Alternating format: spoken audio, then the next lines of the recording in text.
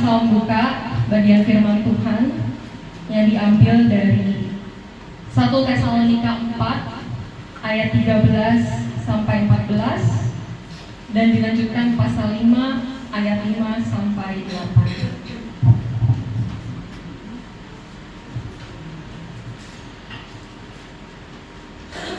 1 Tesalonika pasal 4 ayat 13 sampai 14. Kemudian dilanjutkan pada pasal 5 ayat 5 sampai 8. Saya akan membacakannya bagi kita semua. Selanjutnya kami tidak mau saudara-saudara bahwa kamu tidak mengetahui tentang mereka yang meninggal, supaya kamu jangan berduka cita seperti orang-orang lain yang tidak mempunyai pengharapan. Karena jikalau kita percaya bahwa Yesus telah mati dan telah bangkit, maka kita percaya juga bahwa dengan perantaraan Yesus, Allah akan mengumpulkan bersama-sama dengan Dia mereka yang telah meninggal. Lanjutkan pasal 5 ayat 5 sampai 8. Karena kamu semua adalah anak-anak terang dan anak-anak siang. Kita bukanlah orang-orang malam atau orang-orang kegelapan. Sebab itu baiklah jangan kita tidur seperti orang-orang lain, tetapi berjaga-jaga dan sadar. Sebab mereka yang tidur waktu malam, dan mereka yang mabuk waktu malam. Tetapi kita yang adalah orang-orang siang, baiklah kita sadar, berbaju sirakan iman dan kasih, dan berketopongkan pengharapan dan keselamatan. Demikianlah sabda Tuhan, bahagia setiap kita yang baca firman Tuhan dan yang memeliharanya. Ya Bapak Ibu Saudara, saat ini kita berkumpul untuk mensyukuri bersama dengan keluarga bahwa tepatnya 2 hari yang lalu ya Bu Dewi, 16 Mei 2025 itu 1 tahun kita bisa menjalani hidup ini tanpa kehadiran almarhum Bapak Yerta. Tentu 1 tahun perjalanan yang terisi dengan warna-warni. Kita nggak bisa bilang, meskipun ini ibadah syukur judulnya, tetapi di tengah rasa kehilangan pasti kita juga dan khusus keluarga merasakan warna-warni di dalam perjalanan 1 tahun itu. Barangkali masih ada malam-malam yang terasa berat, tapi ada juga waktu-waktu di mana mungkin ada ketahanan di dalam jiwa karena Tuhan. Tapi kalau saat ini kita berkumpul dan kita bisa melakukan ibadah syukur, kita saat ini juga pada saat yang sama juga sedang menyaksikan bahwa kekuatan Tuhan nyata bagi keluarga dengan keadaan yang bisa ada sampai saat ini. Dan sebetulnya inilah ciri khas orang Kristen, bahwa dalam hidup kita, dalam hidup manusia yang pasti akan menghadapi peristiwa kematian, bukan hanya salah satu dari kita, tapi kita semua pun di sini akan menghadapi realita kematian. Tapi bagi kita orang percaya, kita percaya akan satu hal, yaitu ada pengharapan dalam kematian. Dan itu yang membedakan kita dengan orang-orang di luar yang kita percayai, di luar Kristus, bahwa di dalam Kristus ada pengharapan. Dan itu yang membuat kita terus dapat tabah di dalam perjalanan hidup ini. Dan itulah yang kira-kira Paulus katakan di dalam surat 1 Tesalonika ini, bahwa ia mengingatkan jangan kita berduka cita seperti orang-orang yang tidak mengenal pengharapan dalam Kristus. Karena orang-orang yang tidak mengenal pengharapan dalam Kristus itu saya ibaratkan seperti sedang berjalan di dalam terowongan gelap. Dan kalau nggak ada pengharapan itu, ujungnya tidak ada ya, nggak ada cahaya.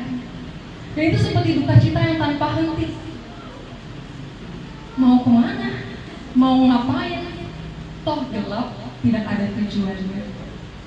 Tapi ketika Paulus di sini mengatakan bahwa kita orang percaya punya pengharapan dalam Kristus, itu mungkin kita sama, kita sedang berjalan di terowongan yang gelap. Tapi ingat, Kristus itu memberikan cahaya di depan sana, bahwa yang kita jalani saat ini berujung pada pengharapan yang membahagiakan. Dikatakan di ayat 14, karena jikalau kita percaya bahwa Yesus telah mati dan telah bangkit, maka kita percaya juga bahwa dengan perantaraan Yesus, Allah akan mengumpulkan bersama-sama dengan Dia mereka yang telah meninggal. Pengharapan kita adalah kita percaya jika kita semua memelihara iman kepada Kristus, maka kita akan dikumpulkan kembali. Kita akan bertemu kembali di dalam persekutuan kasih Allah. Sehingga itulah yang dikatakan Paulus, ya, kita berbeda dengan orang-orang yang tidak mengenal pengharapan Allah. Tapi yang kedua juga yang menarik, Bapak Ibu Saudara dan keluarga, setelah itu Paulus memberikan nasihat tentang berjaga-jagalah. Jika kita tahu bahwa ada pengharapan kekal di depan sana, kemudian Paulus juga tidak mengajak kita untuk bersifat eskapis, gitu ya. Artinya, udahlah, buru-buru aja lah meninggalkan dunia ini untuk bertemu dengan orang-orang terkasih. Bukan itu tujuannya. Tetapi kalau kita sudah melihat ujung terowongan itu adalah ada pengharapan, maka itu mengubah cara kita berjalan di dalam hidup ini. Maka nasihat selanjutnya adalah kita ini orang-orang siang. Kita tidak larut dalam kegelapan. Kita orang-orang siang, kita punya pengharapan, maka cara hidup kita berbeda dengan mereka yang tidak memiliki pengharapan. Yang menarik, kata sadar di sana itu menggunakan kata nevo, itu sering kali digunakan dalam konteks sadar tidak mabuk. Makanya yang disandingkan adalah jangan kamu tidur, jangan kamu hidup itu seperti tidur, tidak sadar. Ya, hidup makan, mandi, dan selanjutnya. Tapi baiklah kita sadar, kita berjaga-jaga, kita mindful dengan apa yang kita lakukan. Dan terlebih adalah kita berbaju silahkan iman dan kasih, dan berketopongkan pengharapan keselamatan. Bapak Saudara, ada seorang pria umur 93 tahun. Ia pingsan secara tiba-tiba, kemudian ia dibawa ke rumah sakit. Kemudian ia diberi oksigen, gitu ya, untuk mendukungnya selama 24 jam. Kemudian setelah beberapa saat itu dioksigen itu dijalankan selama 24 jam, kemudian dia sadar dan merasa lebih baik.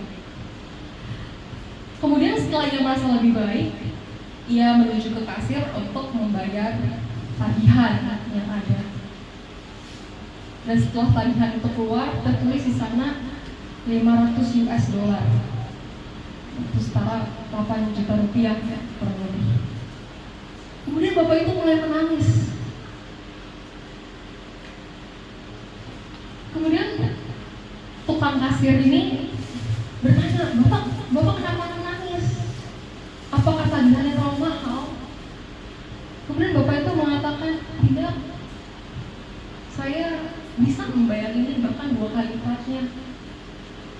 Tapi saya menangis karena saya baru sadar 93 tahun saya hidup, saya dapat bernafas gratis dari Tuhan.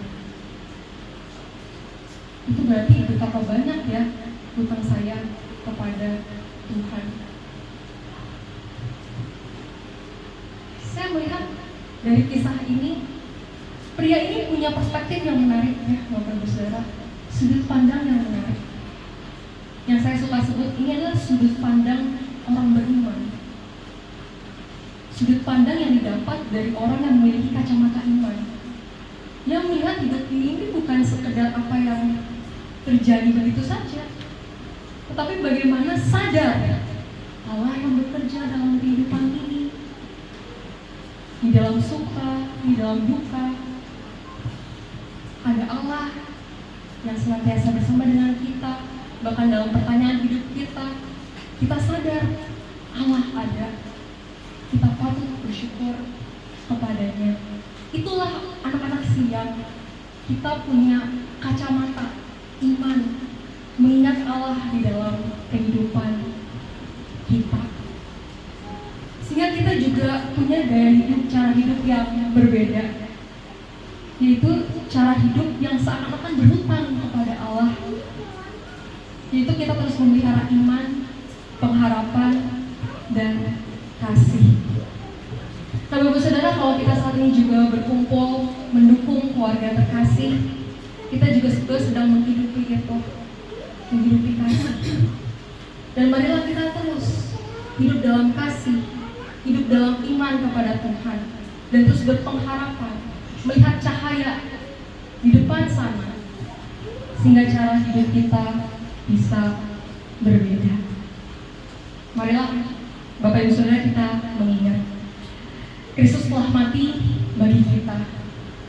Maka mari kita jangan berduka seperti orang-orang yang tidak mengenal pengharapan, tapi kita terus senantiasa mengenal pengharapan di balik kematian.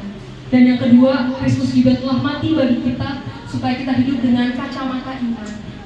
Peliharalah iman, pengharapan, dan kasih. Quotes terakhirnya untuk menutup perenungan firman Tuhan hari ini. Kita datang ke dunia ini tanpa membawa apapun. Kita pun pulang tanpa membawa apapun. Tapi kita juga ingat, kita datang ke dunia ini dalam perlindungan dan kasih Tuhan. Maka kita pun akan pulang membawa kasih kita kepada Tuhan. Mari kita hidup untuk Tuhan. Amin. Kita saat teduh.